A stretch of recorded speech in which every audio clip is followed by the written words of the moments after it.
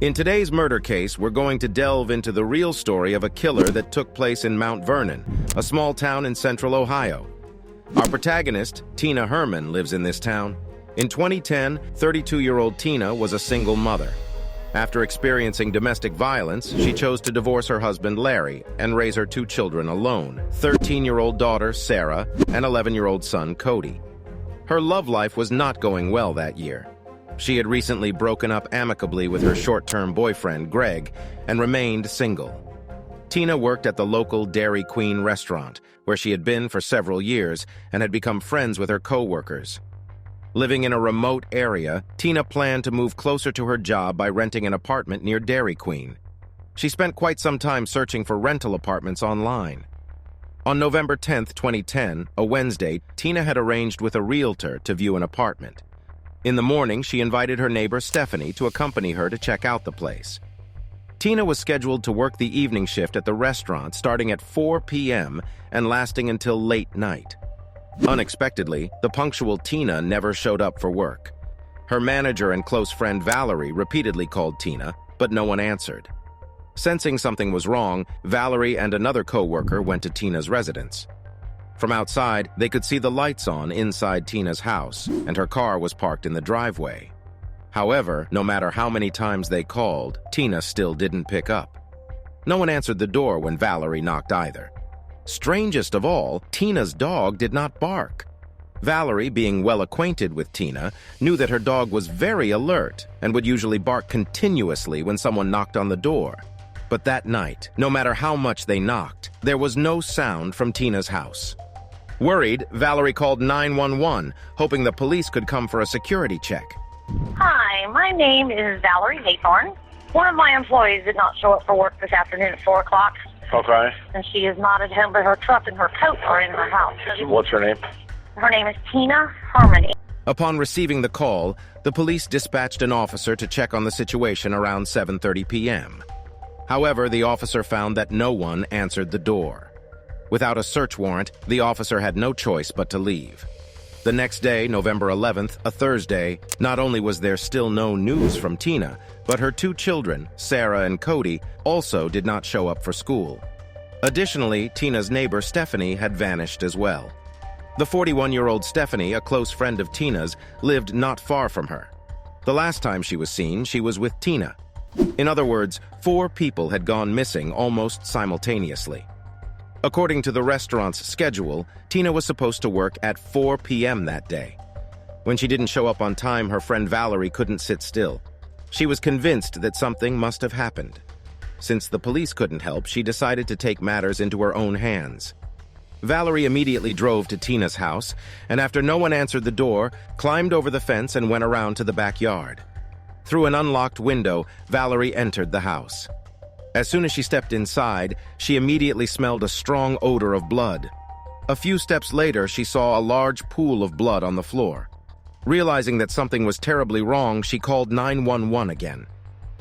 Yes, this is Valerie Haythorne. I called in last night about Tina Herrmann being missing. I am out at her house now. I just went in her home because I'm so worried about her. There is blood everywhere. Upon arriving at the scene, the police found Stephanie's car parked in front of Tina's house, but Tina's small van was nowhere to be found. Upon entering the house, the officers were shocked by the sight before them. Blood was everywhere, on the doors and floor, and there were clear drag marks on the carpet. In the kitchen, several plastic bags filled with everyday items were scattered about, with the groceries inside not yet put away. A shopping receipt in one of the bags showed that the items had been purchased on November 10th around noon. In addition to the blood, forensic investigators found a large amount of gasoline and clear shoe prints on the floor. Based on the writing on the prints, the police believed that they belonged to 13-year-old Sarah. The bathroom resembled a slaughterhouse, with a large amount of blood and small pieces of human tissue. Considering the amount of blood found, the police believed that the chances of survival for the people inside were slim. Following the incident, the police's first suspect was Greg, Tina's recent ex-boyfriend.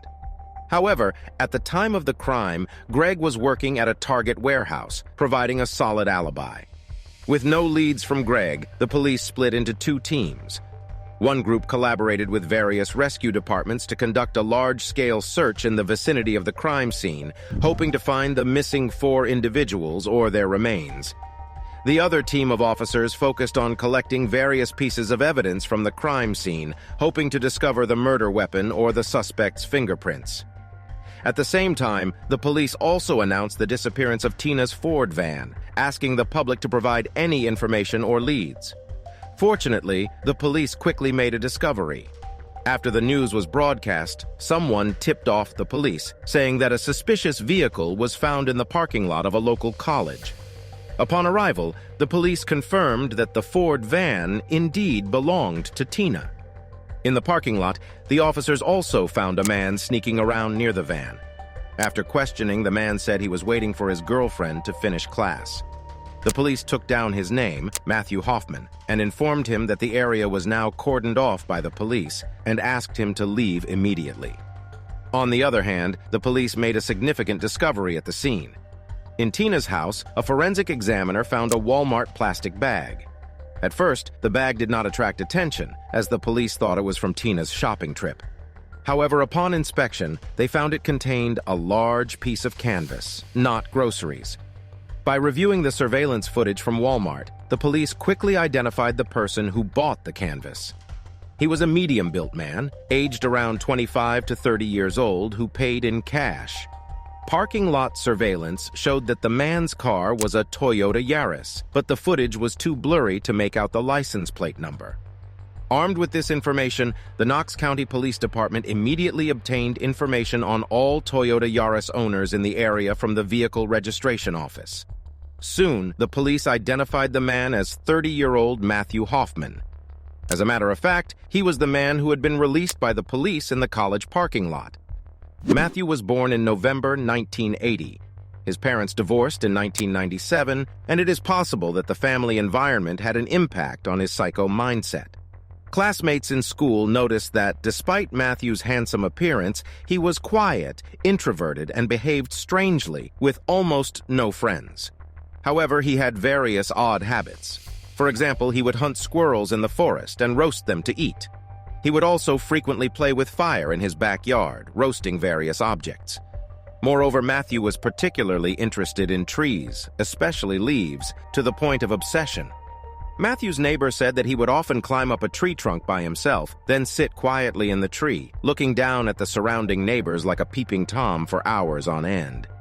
In 2010, 20-year-old Matthew was sentenced to 6 years in prison for first-degree arson. It's said that after burglarizing an apartment, Matthew set it on fire to cover up his crime. The fire eventually spread to surrounding houses, causing lots of damages. After being released from prison, Matthew held various odd jobs. A few months before the 2010 incident, he worked as a tree branch trimmer.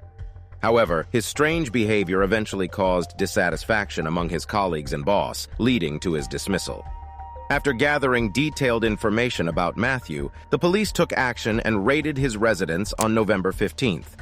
When the police broke in, Matthew was still asleep on the living room sofa. Upon entering his house, the officers were shocked by the scene before them. The living room was covered with thick layers of leaves, and a foul odor could be detected. Initially, the police thought that Tina and the others were buried under the leaves. However, after a thorough inspection, they discovered that the smell was actually coming from several dead squirrels hidden beneath the leaves. Not only the living room, but the entire house's spaces were filled with leaves. If it weren't for the toilet visible on the floor, one could hardly believe it was a bathroom. What's more, stored inside his refrigerator were quite a few frozen squirrels. During a careful examination, the officers noticed that the entrance to the basement was blocked by a cabinet. After moving the cabinet, they made a shocking discovery. Behind a wall, they found 13-year-old Sarah, with her hands bound by tape, sitting on a mattress made of leaves and blankets. When she saw the police, she appeared confused and lost, telling them she was late for school and asked about the family's pet dog. Sarah told the police that a few days earlier, she and her brother had just entered their home when Matthew charged at them with a knife. Terrified, Sarah immediately hid in her room. She picked up the phone to dial 911, but quickly realized that if she made the call, Matthew might rush in and kill her. So she hesitated.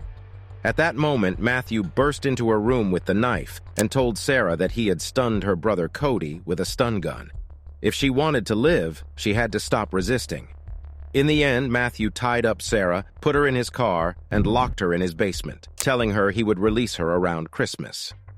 Although Sarah was found, the police did not find any trace of Tina, Kody, or Stephanie. Sarah also had no information about the whereabouts of the other three. So what exactly happened on the day of the incident, and where did the three of them go? Let's rewind to the day before the incident, November 9th, 2010.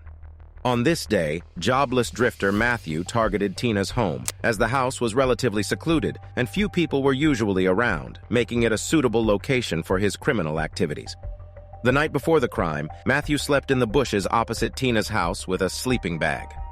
The next morning, after seeing Tina leave her house, Matthew pried open her garage door and entered the premises.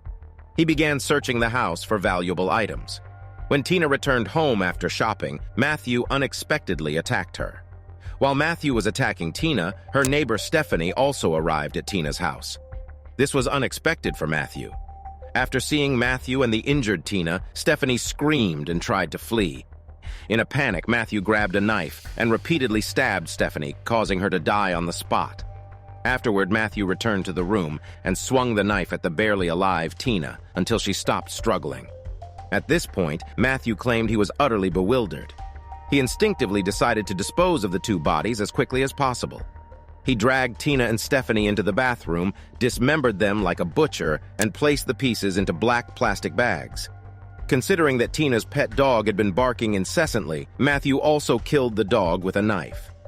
As Matthew was busy cleaning the scene, Tina's children returned home from school. Before the two kids could react upon entering the house, Matthew charged at them with a knife. Terrified, Sarah hid in her room, unaware that her brother Kody had already been stabbed by Matthew. After dealing with Kody, Matthew kicked open the door and lied to Sarah, saying Kody had only been stunned by a stun gun. Matthew then bound Sarah, drove her to his house, and locked her in his basement. During the days she was confined, Matthew displayed unpredictable mood swings. Sometimes he acted like a lover, watching Iron Man with Sarah, letting her read books she liked, and even making her hamburgers. However, more often than not, Matthew turned into a beast, continuously assaulting the 13-year-old Sarah.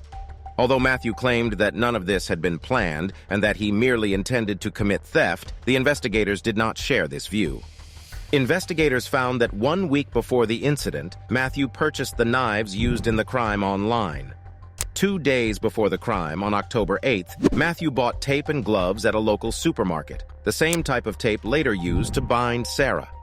Based on that evidence, they believed that Matthew had targeted Sarah early on and was determined to get her at any cost. This is why Matthew entered Tina's house early in the morning on the day of the crime and did not leave. Instead, he waited for several hours until Tina returned home.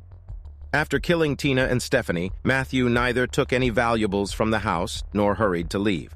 Instead, he continued to wait for several hours until his target, Sarah, appeared.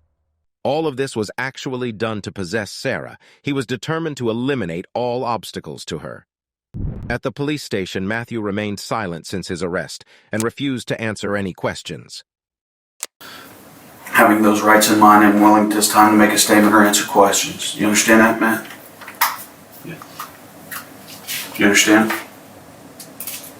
The police tried multiple investigators using many approaches, but there was no significant breakthrough. During this process, Matthew gave the investigators a suggestion, a very bizarre suggestion. He stated that he could lead them to the locations where the 3 victims were buried. However, during this process, he would pretend to escape, and the investigators must shoot and kill him because he no longer wanted to live. Because it was obviously illegal, the investigators did not agree to his crazy suggestion. After a long negotiation, the prosecutor's office compromised, agreeing not to pursue the death penalty for Matthew in the subsequent prosecution. After learning that he would not be sentenced to death, Matthew quickly confessed everything. In a 10-page confession letter, he detailed the entire crime process and the locations where Tina, Kody, and Stephanie were buried. Following the clues provided by Matthew, the police arrived at the Kokosing Lake Wildlife Area and found the tall tree Matthew had mentioned. The tall tree was actually hollow. This detail was noticed by few people other than Matthew, who was fond of leaves and trees. Matthew stated that he had cut Tina, Kody, and Stephanie into pieces, placed them in several large plastic bags, climbed the tree, and dropped the bags into the tree hole. Since the tree was very thick, even the search dogs could not detect the scent of the victims through the tree. After cutting the tree with tools, the police finally found the gruesome remains of the 3 victims in the tree hole. 2 months later, in January 2011, Matthew pleaded guilty in court to the 10 charges brought against him. The judge sentenced him to life imprisonment without the possibility of parole. After the verdict was announced, his lawyer conveyed Matthew's apology to the families of the victims on his behalf. Although Matthew's case came to an end, Sarah's family had a series of follow-ups after the incident. The most comforting aspect of the entire case might be Sarah's rescue. However, since the case happened, Sarah's custody naturally transferred to her father, Larry. In an interview, Sarah said that she was no longer afraid of her painful experience and would actively face life.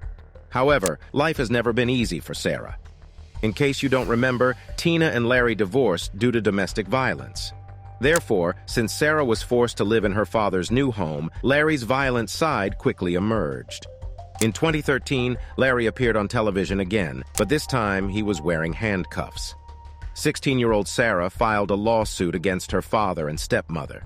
Sarah claimed that over the years, her father and stepmother had physically and mentally abused her multiple times. On May 3, 2013, Larry repeatedly punched Sarah in the back. 5 days later, her stepmother Tracy even kicked Sarah down the stairs. Ultimately, under the court's mediation, Larry and Tracy completed mandatory parenting courses and were not allowed to contact Sarah in any way. Sarah withdrew her charges against them.